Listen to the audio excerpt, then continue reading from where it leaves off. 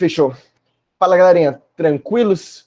Bom, hoje a gente vai dar início à minha parte preferida da química, de toda a química que existe. Minha parte preferida é química ambiental. Tipo, é a parte que eu acho mais legal. É normalmente a parte que cai mais no Enem também, que consta mais. E a gente saiu agora de uma química que era mais matemática, né? Era mais estequiometria, vai entrar numa química que é um pouco mais teórica. É um pouco não, é bem mais teórica.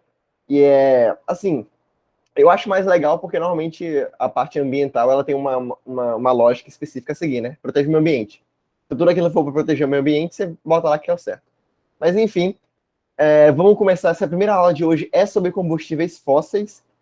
E vamos dar continuidade. Qualquer coisa, só mandar o chat, só ligar o mic e falar. Aí a gente vai dando continuidade. Beleza, pessoal? Vamos lá. Primeira coisa, o que é um combustível? Eu acho que eu cheguei a comentar algumas aulas atrás o que era um combustível, mas a definição exata de combustível é todo aquele composto que reage com o gás oxigênio e libera energia na forma de calor, havendo presença ou não de luz. Ou seja, o combustível é qualquer composto que seja, que vai interagir com o oxigênio e vai liberar energia na forma de calor. E é, portanto, uma reação exotérmica. Afinal, entalpia positiva vai liberar energia, certo? E aí, esses combustíveis, eles são, na grande maioria das vezes, na absurda maioria das vezes, compostos carbônicos. O que significa que compostos carbônicos, eles tendem a sofrer reações de combustão com mais facilidade. Que compostos carbônicos? Todo composto que é derivado de cadeias carbônicas. Do mais básico, seja para um gás formado por algum divergente do carbono, ou uma cadeia carbônica mais longa, como o plástico, como o PVC, qualquer coisa que seja maior que uma cadeia carbônica, tudo for composto por carbônico, vai sofrer combustão com facilidade. Pita, mas é possível compostos que não são compostos carbônicos sofrerem combustões? Sim, isso daí é possível. Mas isso normalmente vai acontecer quando ele entrar em contato com algum composto carbônico. Por exemplo, é possível que o gás nitrogênio ele sofra uma reação de combustão. Como é que ele vai sofrer reação de combustão? Entrando em contato com o gás carbônico. É por isso que naquela situação lá do nitro, o nitro que tem nos carros, né? Carro de corrida, etc., normalmente é o gás nitrogênio, e aí ele está ali naquele recipiente, e quando você bota aquele nitro no motor, o nitro ele vai impulsionar ainda mais a reação de combustão, que já aconteceria no composto carbônico, que estaria no motor, no combustível, etc. Então, normalmente compostos carbônicos assim vão ter uma maior predisposição a sofrer reações de combustão com facilidade. Beleza? E aí, a gente vai entrar na situação de combustível sempre vai precisar de um comburente, ou seja, o combustível, que é aquele composto carbônico, vai precisar do comburente, que aqui, na grande maioria das vezes, é o gás oxigênio. O gás oxigênio é o maior comburente que nós temos na atmosfera, e vai sempre liberar energia. Então, combustível é quem sofre a combustão. Comburente é quem alimenta o combustível para que aquela combustão aconteça. E a energia é aquilo que é produzido, normalmente na forma de calor, né? E aqui a gente vai se deparar com dois tipos de combustão específica, tá legal? Nós temos a combustão completa e a combustão incompleta. A combustão completa, ela acontece quando todos os reagentes são consumidos. Quem são os reagentes? Os reagentes são o combustível e o comburente. Quando tanto o combustível como o comburente forem consumidos, forem consumidos por inteiro, eu vou ter uma combustão completa. Ou seja, vou ter aquele hidrocarboneto, por exemplo, entrando em contato com o oxigênio e aí sofrendo a reação de combustão e dando origem a gás carbônico, CO2, água, H2O, e energia na forma de calor.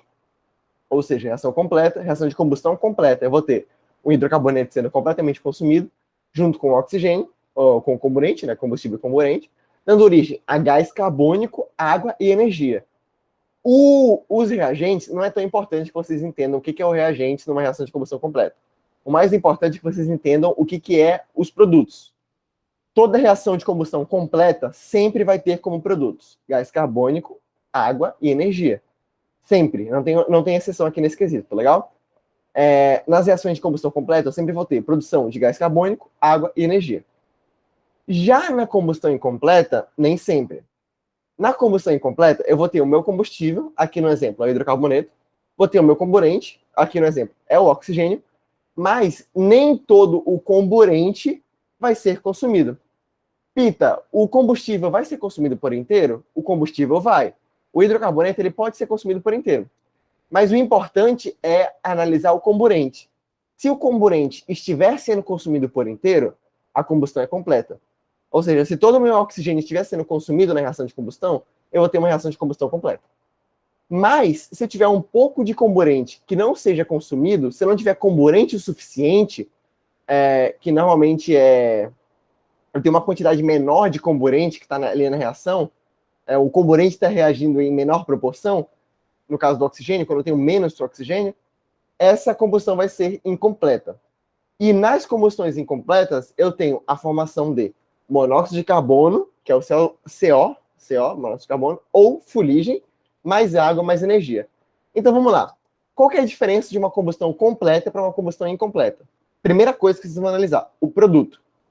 Os produtos na combustão completa é gás carbônico, água e energia. Na combustão incompleta é monóxido de carbono ou fuligem, água e energia. Segundo diferencial, na combustão completa, o meu comburente, que é o oxigênio, eu tenho ele numa quantidade boa, eu tenho ele em bastante quantidade.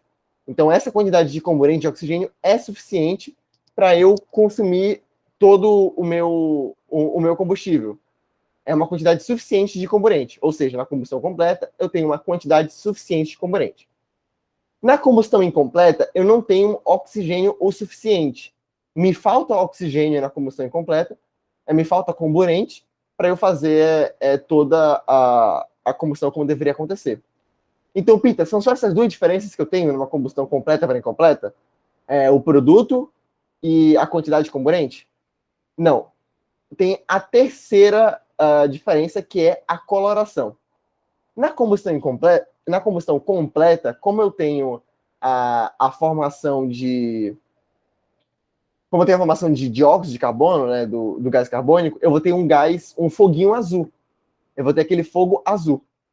Já na combustão incompleta, que é quando eu tenho a formação de monóxido de carbono ou fuligem, eu vou ter aquele fogo amarelo, aquele fogo laranja. O que isso quer dizer, Pita?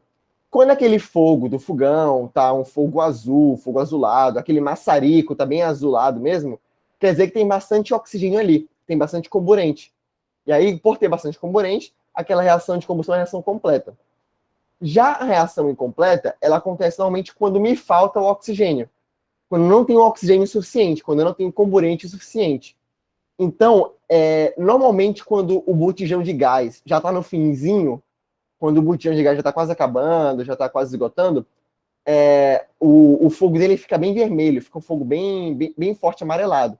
E quando ele está no começo, quando o botijão de gás está bem cheio, o fogo dele normalmente é mais azulado, assim, é um fogo um pouco mais forte, mais escuro de azul.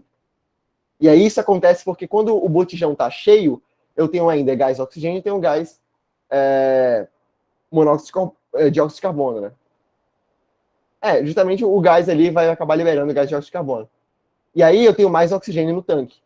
Aí, conforme o oxigênio vai se esvaziando, conforme eu vou tendo menos oxigênio no botijão, eu vou ter uma combustão mais incompleta, vou ter menos comburente. E aí eu posso ter aqui, ó, um exemplo, por exemplo. Tem um gás metano reagindo com 2 mols de gás oxigênio, dando origem ao gás carbono, dióxido de carbono, água e energia, né? Aí, na combustão incompleta para formação de monóxido de carbono, eu tenho menos moléculas de gás oxigênio. No começo eu tinha 2 moléculas, 2 mols de gás oxigênio. Aqui embaixo eu tenho 3,2, 3 mols e meio. Não, pera. 1 mol e meio, né? 1,5 mols. Isso. E já aqui embaixo eu tenho 1 mol de gás oxigênio. Ou seja, eu fui diminuindo a minha quantidade de gás oxigênio. E aí eu acabei tendo diferentes produtos. Quanto mais oxigênio eu tenho, mais completa ela é. Quanto menos oxigênio eu tenho, menos completa ela é, mais incompleta. E, normalmente, nos produtos eu vou ter fuligem, eu não vou ter mais o gás de dióxido de carbono. Tá, mas eu falei bastante, quero saber se alguém tem alguma dúvida, se alguém não entendeu alguma parte específica que eu falei, pode tirar dúvidas agora, pessoal. Eu acho que não, Pita, mas eu tô pensando. A fuligem é o quê? na equação química. A fuligem são as cinzas. Sabe as cinzas que ficam no... eu acabei não explicando a fuligem, né? Foi mal. Mas sabe quando você taca fogo numa madeira, por exemplo? Qualquer coisa, né, que você taca fogo, vai ficar aquelas cinzas ali no final. Aquelas cinzas justamente mostram que a combustão não foi completa. Por quê? Porque nem todo o combustível foi consumido e acabou que ficou sobrando aquela cinza, aquela furigenzinha, aquele pozinho preto.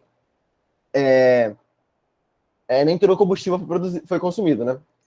Ou seja, para eu ter uma combustão completa mesmo, eu tenho que ter o consumo completo do combustível e do comburente. Tá. Se uma parte do combustível ou uma parte do comburente não forem consumidas, eu não vou ter uma combustão completa, vou ter uma combustão incompleta.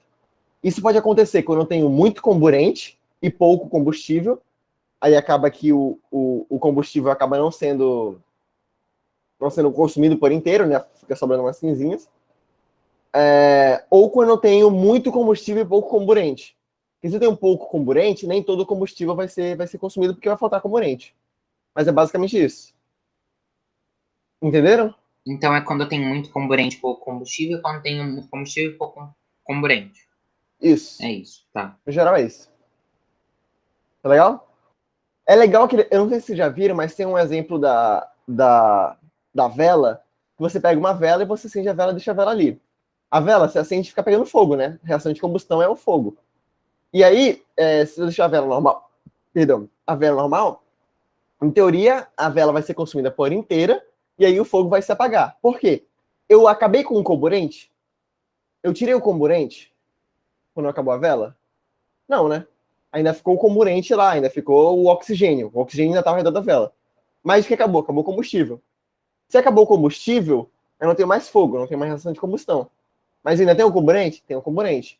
Sobrou alguma coisa da vela? Sobrou aqueles resquícios da vela, né? Normalmente sobra ali alguma coisa, a gente pode considerar aquele pretinho, cinzinha que sobrar como fuligem. Agora, por exemplo, se eu tô com a vela acesa, e aí eu coloco uma garrafa fechada em cima da vela, para ela não ter mais oxigênio, circulação de oxigênio. Aquela combustão vai parar ou vai continuar? O que vocês acham? Você pode repetir de novo, Pita, por favor? Eu acendo uma vela e aí eu boto, tipo, eu tampo. Eu boto Aham. um copo, por exemplo, em cima da vela. Vocês acham que aquela combustão vai continuar funcionando, vai continuar pegando fogo ou ela vai parar com o tempo? Putz, Vai parar. Antes de acabar a vela. O que você Vai falou, parar. João? Vai parar. Justamente. Por que vai parar? Porque vai acabar o comburente, vai acabar o oxigênio. O oxigênio que está ali dentro do copo vai ser todo consumido, e aí vai acabar a minha reação de combustão, porque não vai mais ter comburente. É um exemplo também que tem aquele vídeo muito famoso que o cara bota um galão d'água em cima de um fogo e o galão é todo chupado. Já viram esse vídeo? Tipo, o galão seca. Eu podia ter separado, mas se tiver tempo eu mostro no final da aula. Enfim, o galão seca porque justamente o oxigênio dentro do galão vai sendo consumido e aí ele vai meio que secando, né? Vai ficando chupado. É bem engraçado essa situação. Enfim. Alguém tem alguma dúvida quanto a essa parte aqui de combustão? boa. Beleza. Então, o motivo da combustão incompleta vai ser a falta de oxigênio, a falta de comburente, né? Aí eu vou passar bem rápido por essa parte do carvão, porque não é algo que costuma cair tanto, né? Mas vamos lá. O que é o carvão? O carvão é um tipo de combustível. É provavelmente o combustível mais antigo que o ser humano conhece. O carvão aí, inclusive, foi o motivo da primeira Revolução Industrial, né? E o carvão, o carvão mineral, ele é o principal combustível, né? Ele é chamado de carvão mineral, mesmo não tendo tantos minerais.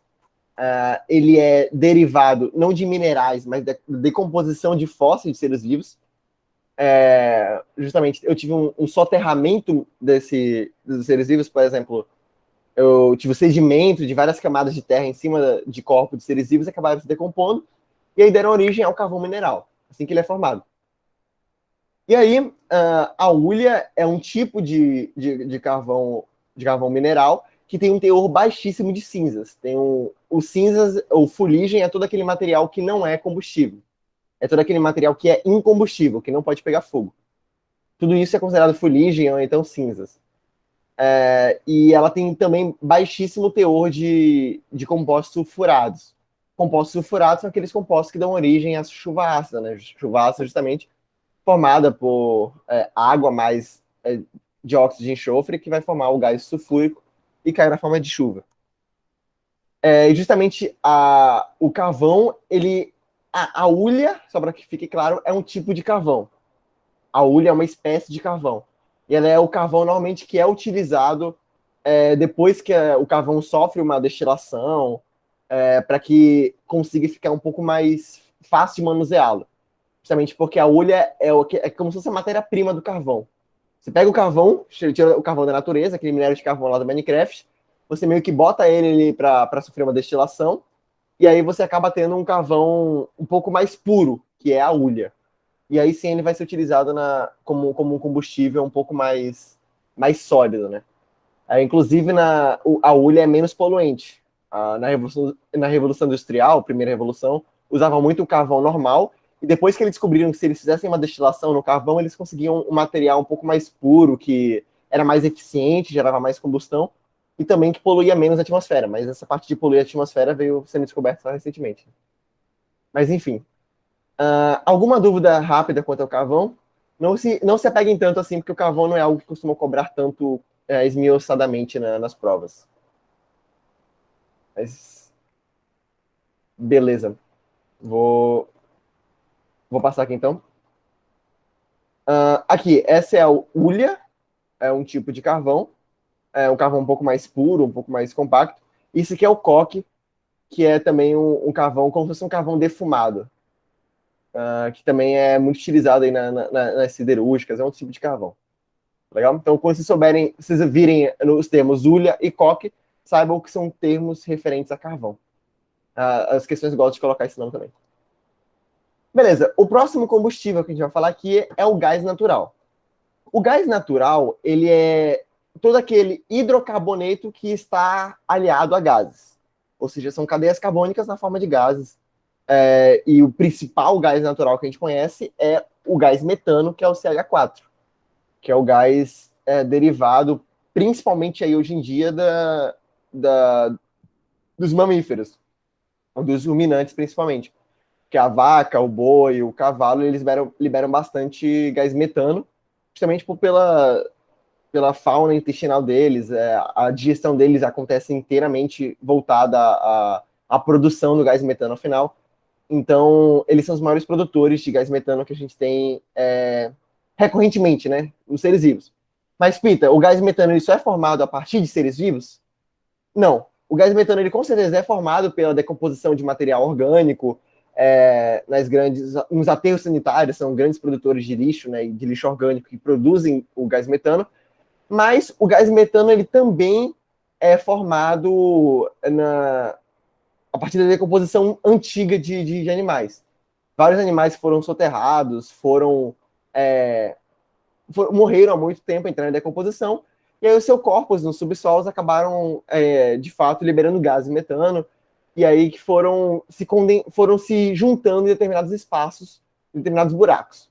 Pense comigo assim, ó. Imagina que lá no subsolo tem vários grãos de areia. E entre esses grãos de areia tem alguns espaços, alguns vãos. E esses vãos é onde normalmente vão se concentrar esses gases.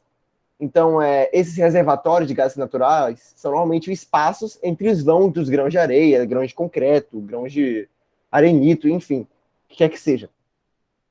E normalmente esses gases, por eles serem formados majoritariamente por hidrocarbonetos e alguns outros gases derivados, eles vão ter, no geral, uma queima mais limpa que o carvão e o petróleo. Porque esses gases, eles são o quê? São hidrocarbonetos.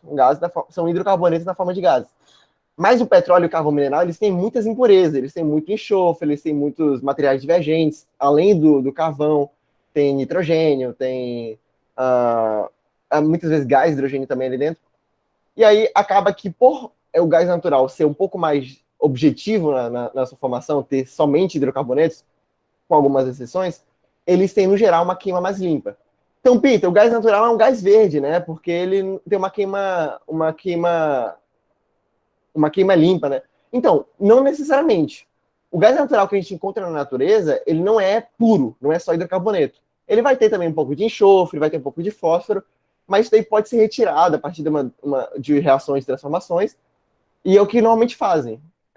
Por exemplo, nos aterros sanitários, a gente vai falar isso nas próximas aulas, eu tenho a produção de gás natural, de gás metano, a partir da decomposição do lixo. O lixo decompõe, e com a decomposição tem a formação de gás natural, de gás metano. E esse gás metano, nos aterros sanitários, às vezes eles são usados em biodigestores. Eu vou ter um biodigestor para pegar esse material orgânico, queimar esse gás metano, para não liberar o gás metano para a atmosfera, e produzir eletricidade. É uma forma de produzir eletricidade a partir desse gás metano. E onde que é utilizado normalmente o gás natural? GNV, principalmente, que é no gás natural veicular, né? Muito táxi, muito Uber tá utilizando GNV justamente por ser um pouco mais barato que a gasolina, apesar de ter todo um perigo, tem um custo de transformar os carros para o GNV. O fogão, alguns fogões usam alguns não, todo fogão usa um gás natural. Não é necessariamente o metano, mas eles usam algum gás natural. Os aquecedores, termoelétricas, caldeiras de indústrias, enfim. Pita, mas o fogão usa o gás metano? Não, o fogão normalmente ele vai usar o gás liquefeito de petróleo, né? Gás liquefeito de petróleo, que é o GLP. Mas isso a gente vai falar daqui a pouco também. Tá bom? Alguém tem alguma dúvida específica do gás natural? Como é formado? Para que eu posso utilizá-lo? Ô, Pita, a gente encontra ele junto com o petróleo, é isso, né? Sim, o gás natural, normalmente, onde tem gás natural também vai ter petróleo correndo por baixo. Normalmente é isso. Tá, beleza. E o carvão mineral, ele é encontrado, tipo, em lugares mais externos, é isso? Tentando lembrar para conseguir me basear. Sim, dá para dizer que sim. Porque como é que forma? O carvão mineral, ele é formado pelo corpo dos seres vivos, que são compactados, são imprensados. É como se fosse uma pressão dos seres vivos que acaba sendo formada ali, e com o tempo aquela pressão acaba virando carvão mineral. O gás natural não. Os seres vivos no processo de decomposição, eles acabam liberando o gás, e esse gás se acumula nos espaços entre os grãos de areia, entre as pedras do solo, enfim. Essa é a diferença de como eles são formados. Valeu, muito obrigado.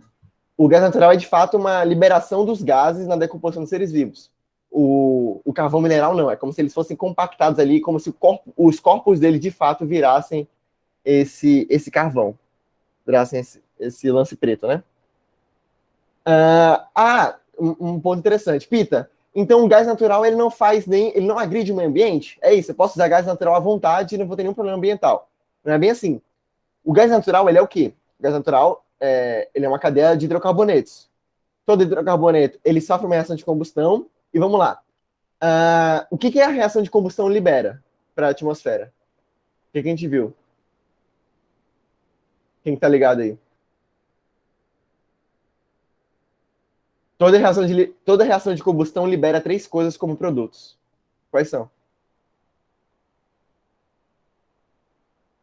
Alguém?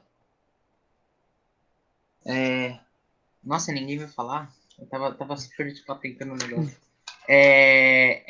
Não, pera. Eu vou falar.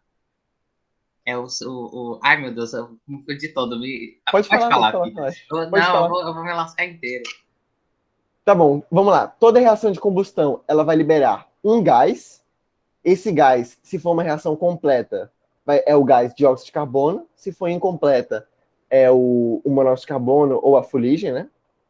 E vai liberar água e energia. Isso aí é padrão. Toda reação vai liberar isso. O gás natural, se ele sofrer uma reação de combustão, ele vai liberar ou o dióxido de carbono ou o monóxido de carbono. Esses gases, dióxido de carbono e monóxido de carbono, são gases bons ou ruins para a atmosfera? O que vocês acham? Isso aí é a opinião de vocês agora. Monóxido de carbono é ruim, não é? Monóxido de carbono é terrível. Dióxido de carbono também é terrível. Eu lembro daquele exercício da vaca lá. Isso. Ela solta pum e aí polui muito. Então, o dióxido de carbono e o monóxido de carbono, eles são gases intensificadores de efeito estufa. Eles intensificam o efeito estufa que causa um aquecimento global. Então, eles são gases terríveis. Ou seja, o metano, ele é um gás natural que também é intensificador do efeito estufa e é muito prejudicial ao efeito estufa. Vai ter uma aula para falar disso. Mas se eu liberar o metano, ele já vai ele já vai agredir o meio ambiente, né? De qualquer jeito.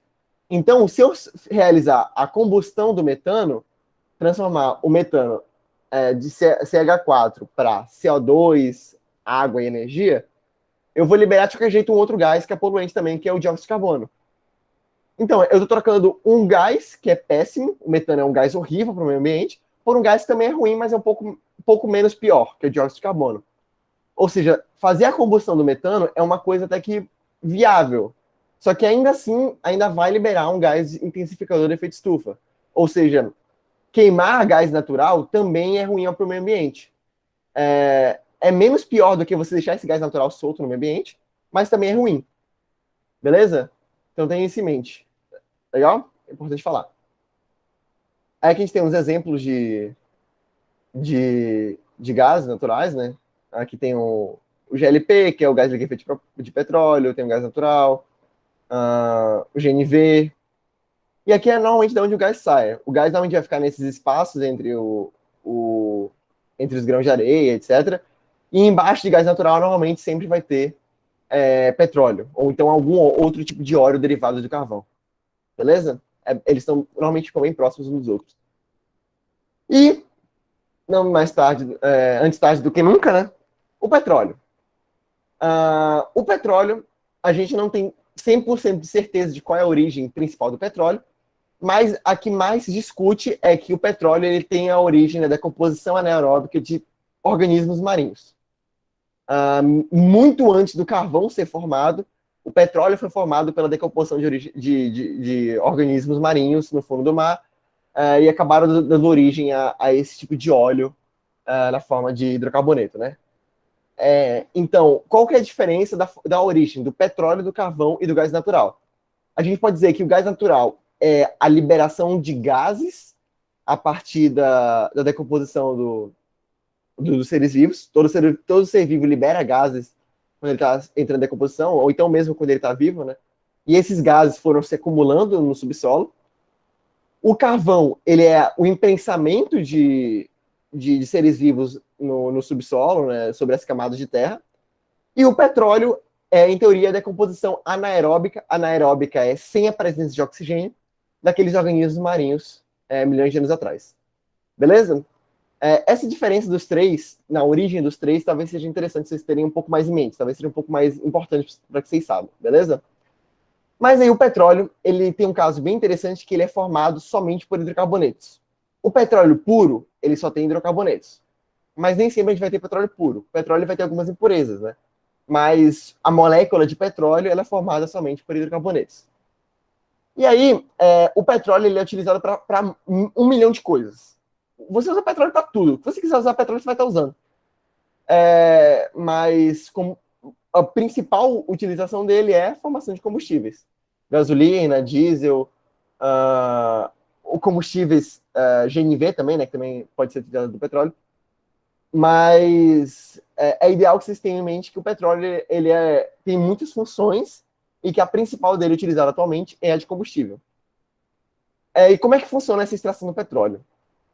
Normalmente o petróleo ele vai ficar muito, muito, muito, muito no fundo do subsolo, justamente por ser há muito tempo que ele está lá, ele foi formado há muitos anos, e normalmente ele vai ficar próximo dessas regiões de pedras, né, de regiões rochosas. No hemisfério norte principalmente no calcário e no hemisfério sul principalmente no arenito. Preciso saber disso, Pita? Não. Mas estou colocando por desencargo de consciência, né? Vai que vocês acabam lembrando disso.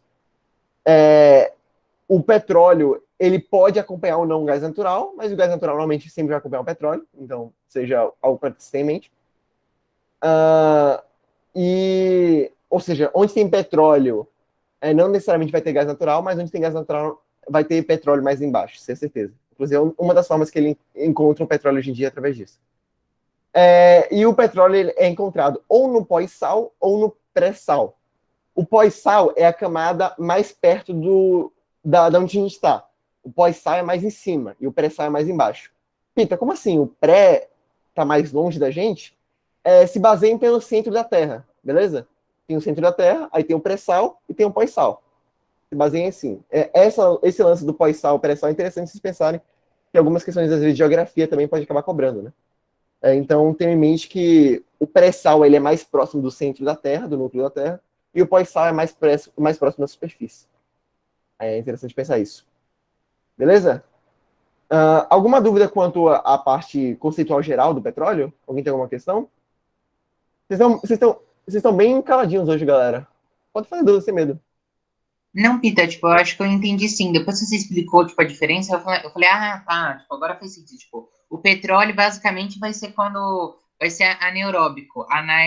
Então não vai ter oxigênio na formação dele. Diferente do gás natural, que vai Isso. ser basicamente a mesma coisa, só que vai ser um gás que vai se soltar aí nesses terrenos aí. E o carvão mineral é soterramento. Então, faz total sentido agora na minha cabeça. Muito obrigado por tudo. É isso. Beleza. Mas se alguém não entendeu, pode falar, galera. Sem medo. Tranquilo. Beleza? Só manda no chat aí qualquer coisa. Tamo junto. Mas aí, vamos lá. Essa aqui talvez seja a parte mais importante, que é a destilação fracionada do petróleo. O que é a destilação fracionada do petróleo? O petróleo é aquela espécie de líquido preto, né? Óleo preto, viscoso, pegajoso, mas que a partir dele você pode obter muitos produtos. Você pode obter combustíveis, você pode obter cosméticos, você pode ter produtos de limpeza, gases, pode obter produtos de construção, enfim. Mas as principais funções do petróleo, de fato, é obter combustível e matéria-prima para fazer outras coisas. E como é que eu faço isso? Como é que eu obtenho essas outras substâncias a partir de uma substância única, que é o petróleo? Eu vou realizar a destilação fracionada do petróleo. Essa destilação fracionada é de fato, separação. Eu vou estar separando as frações que estão presentes dentro do petróleo. Por quê? Dentro do petróleo, o petróleo em si, ele é formado por cadeias carbônicas, certo? Mas cadeias carbônicas diferenciadas. Eu tenho vários compostos com cadeias carbônicas diferentes que se juntam e formam petróleo. E cada cadeia carbônica dessa, dentro do petróleo, é uma substância específica. Pense o seguinte, eu não fiz o pente aqui, mas eu vou pintar de azul, que eu acho que vai dar para ver. Dá para ver o risco? Dá, né? Uhum, sim. Beleza. Eu quero mostrar aqui para vocês, peraí. Quero mostrar isso aqui, ó. Imagine aqui, ó. Eu tenho uma linha, certo? Essa linha, eu vou dizer que é como se fosse o petróleo por inteiro. O petróleo por inteiro é essa linha. E aí essa linha vai dando origem a diversas cadeias carbônicas. Uma grande, uma pequena, uma menor, uma gigante, aí uma menor ainda, outra maior, enfim. Cada cadeia carbônica dessa dá origem a um produto diferente, dependendo da quantidade de carbonos. E todas essas juntas formam o grande petróleo. É basicamente isso. Assim, na prática, obviamente, vão ter algumas diferenciações maiores.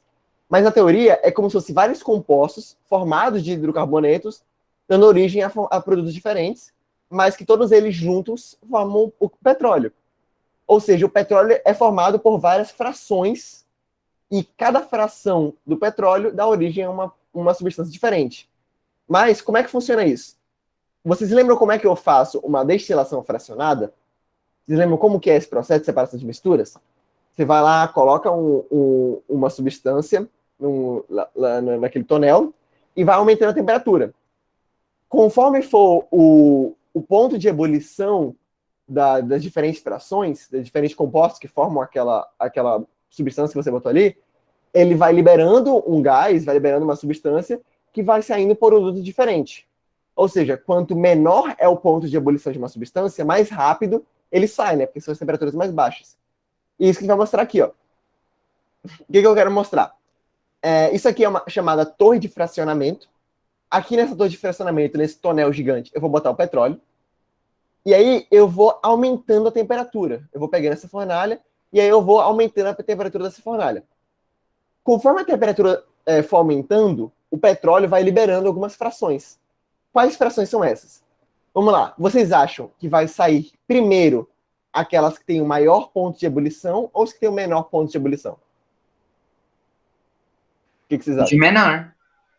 O de menor. Por exemplo, a temperatura está a 20 graus. O petróleo está ali bonitinho. O petróleo está na dele. Aí eu aumento a temperatura para 30, que já atingiu o ponto de ebulição do GLP, o gás liquefeito de petróleo, que dá origem ao gás de cozinha. Aí, nesse momento, o que aconteceu? Bati 30 na temperatura e o ponto de ebulição do GLP é 30 graus. Aí o GLP vai começar a ser liberado e vai saindo. E aí, depois eu aumento para 60 graus. E aí, a próxima fração vai saindo. Aumento para 80 graus, a próxima fração vai saindo. E assim por diante. Até que no final eu consegui extrair todas as frações do petróleo. É assim que funciona a destilação fracionada. Mas que frações do petróleo são essas? Vamos começar das que saem primeiro, das que têm o menor ponto de ebulição, para no final eu falar as que têm o maior ponto de ebulição, né? Vamos lá. A primeira fração é o gás de petróleo, que é o GLP. É gás liquefeito de petróleo. Ou liquefato de petróleo. Esse gás é o gás de cozinha. É o que a gente conhece como botijão de gás, né? Aquele gás ali que está na Fogás. Ele é o primeiro a sair justamente porque ele já é um gás, naturalmente, e aí ele sai com muita facilidade. E justamente porque, ó, as cadeias carbônicas do GLP é normalmente de 1 a 4 carbonos. Ou seja, de 1 a 4 carbonos, eu tenho um ponto de ebulição bem baixinho. Porque, lembre, quanto maior a cadeia carbônica, maior é a massa e maior é o ponto de ebulição. Ou seja, se a cadeia carbônica é menor, o ponto de ebulição é menor e a massa é menor também, né? Logo, se eu tenho de 1 a 4 carbonos, normalmente eu vou ter o gás de petróleo. E aí, até 40 graus, aquele gás de petróleo vai sendo eliminado. Aí, beleza, eliminei todo o gás de petróleo. Próxima substância é a gasolina ou nafta. Essa gasolina ou nafta, ela já é formada normalmente por 5 a 10 carbonos. Cadeias carbônicas de 5 a 10 dão origem à gasolina ou nafta. A gasolina normalmente são 8 carbonos. É aquela gasolina mais comum, né? É uma cadeia carbônica formada por 8 carbonos. E isso, esta gasolina ou nafta, ela vai saindo ali de 40 a 180 graus. Vocês não precisam decorar a temperatura que essas frações saem do petróleo. Mas é bom saber a ordem que elas saem. Primeiro sai o GLP, depois sai a gasolina. Aí eu tenho o querosene, que normalmente é de 11 a 12 carbonos.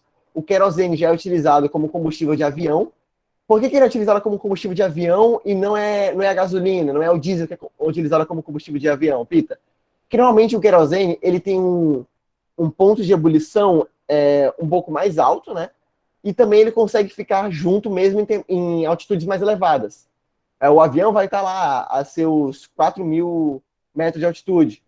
E aí, 4.000 metros de altitude, normalmente eu tenho menos pressão atmosférica, né? As moléculas ficam um pouco mais distantes. E aí, o querosene ele consegue ficar líquido mesmo em temperaturas altas, não se transformar em forma gasosa. É interessante anotar isso do querosene. O querosene é utilizado como combustível de avião, porque mesmo em temperaturas altas, ele continua na forma líquida. A pressão atmosférica não faz com que ele se transforme na forma gasosa ainda. É interessante. Isso aí normalmente cai bastante em questão.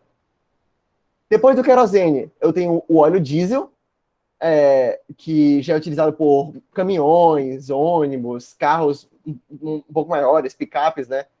Peter, por que o avião ele não usa o diesel no lugar do querosene? Porque o diesel, na temperatura alta, na altitude alta, ele também fica no estado líquido. Porque o diesel é mais pesado. O diesel ele já é formado aqui, ó, de 13 a 25 carbonos na sua cadeia. Ou seja, já tem muito carbono, a massa dele já fica muito mais elevada, fica mais difícil. O avião ia precisar de mais combustível para voar, né? Já que ia precisar de mais força. Então o querosene já está ali no meio termo ideal. Depois do diesel, eu tenho quem? O óleo combustível lubrificante. Esses óleos lubrificantes, ou óleos combustíveis, ele já vem em seguida com 18 a 25 carbonos, mais ou menos. E aí, já são óleos para, como posso dizer, óleos de não fazer atrito, eu esqueci o nome agora. Mas óleo lubrificante no geral, né? Qualquer óleo lubrificante já entra aqui nesse quesito. E aí, no final, fica sobrando quem? Os resíduos. Esses resíduos é a nata do petróleo. É o que sobrou do petróleo, é o fundo Nescau, é o pozinho do Nescau que foi ali no fundo. Já é a parafina, utilizada para fazer asfalto, que é aquela meio que borracha mais preta, né? Borracha mais sólida, mais dura, que é mais difícil de transformar em gás, e normalmente é o que fica ali no final. E aí não ia valer a pena gastar muita energia para tentar liberar alguma coisa dali e acaba ficando por isso mesmo. Beleza? Mas essas substâncias aqui são as principais. Essas 6 substâncias são as principais. O gás, ele é um pouco mais óbvio, né? Que ele fica no primeiro, o gás natural fica lá em cima. Os resíduos, eles são um pouco mais óbvios de ficar mais embaixo, que são os últimos. E essa questão da gasolina, do querosene e do diesel já é um pouco mais difícil. Mas decorem assim, a gasolina, ela sai mais fácil porque quem usa é carro, O querosene, ele está no meio termo porque avião usa, não é pesado e nem se transforma em gás. E o diesel, ele já está mais embaixo porque já é utilizado por caminhões. E aí não tem problema de ser pesado. Porque o avião usa o querosene? Porque o querosene ele está no meio termo entre a gasolina e o combustível, e o diesel. A gasolina, a temperaturas altas, ela evapora porque a pressão atmosférica é muito baixa. O querosene ele não evapora. A pressão atmosférica dele ali, ele aguenta legal, continua no estado líquido. E ele não é tão pesado quanto o diesel. O diesel também não evapora, mas ele já é muito pesado, a cadeia carbônica é muito grande. Então o querosene está no meio termo. Beleza?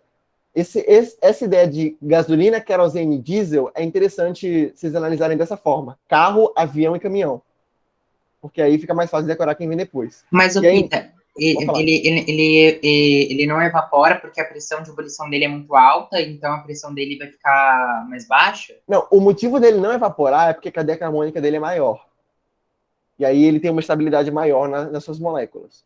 Enquanto a gasolina tem uma cadeia carbônica menor, tem uma massa menor, as moléculas elas conseguem se dissociar com mais facilidade. O que é o estado gasoso? O estado gasoso é só as moléculas se afastarem, né? O querosene e o diesel, eles aguentam as moléculas juntas ali mesmo uma altitude alta, com uma pressão boa. Mas foguete, por exemplo, que vai para lugares onde a pressão atmosférica é zero, eles mesmo sendo muito pesados, eles usam diesel. Ainda assim, né? Enfim. O combustível de foguete, inclusive, é muito mais superior em outros fatores. Mas tudo bem. Entendeu, Cindy? Fez sentido para você? Uh, beleza. Vamos pro próximo, então. Craqueamento catalítico. Só para fechar a aula aqui. O que é o craqueamento catalítico? Eu tenho como pegar essas substâncias que são maiores, têm essas cadeias carbônicas maiores, e quebrar as cadeias carbônicas. Como assim, Pita? Vamos lá. Eu tenho o asfalto. O asfalto ele tem 24 carbonos. O asfalto tem 26 carbonos na sua cadeia carbônica. O que eu posso fazer? Eu posso pegar e quebrar essa cadeia carbônica em 3 partes, onde uma parte tem 8, outra parte tem 9, e aí outra parte tem 9. Acho que deu certo a conta aí. Ou seja, eu tive 3 cadeias carbônicas com uma quantidade menor de carbonos. Ou seja, eu diminuí uma cadeia carbônica que tinha 26 carbonos, que era o asfalto, para cadeias carbônicas menores que se enquadram aqui no quesito da gasolina.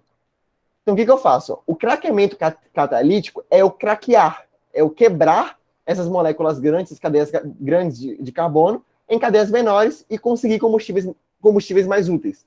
Que é muito mais benéfico você ter 1 litro de gasolina do que 1 litro de asfalto. É muito melhor vender isso, né? E justamente porque é por isso que eles fazem o craqueamento catalítico. Beleza, galera? O craqueamento catalítico é só isso. É o quebrar uma fração grande do carbono em uma fração menor. Tá, beleza.